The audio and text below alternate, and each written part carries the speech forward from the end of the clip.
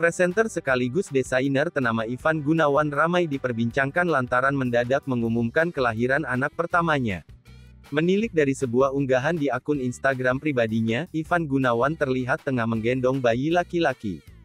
"Telah lahir anak laki-laki kami, malaikat kecil kami, our beloved son dari pasangan Neva dan Igun," tulis Ivan Gunawan di bagian caption pada Jumat tanggal 18 Desember tahun 2021.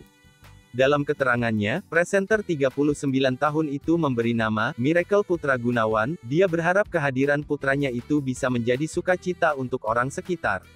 Miracle Putra Gunawan atau bisa dipanggil Ekel, telah lahir dan hadir menjadi berkat dan sukacita yang tak ternilai, lanjut Igun.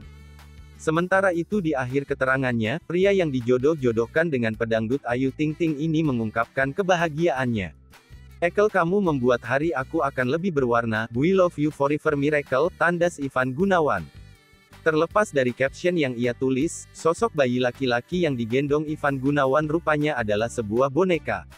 Diduga postingan itu hanya sekadar candaan bagi presenter acara Brownies tersebut. Meski sosok bayi yang diakui sebagai anak pertama Igun itu adalah boneka, tak sedikit dari publik figur yang mengucapkan selamat kepada Ivan Gunawan.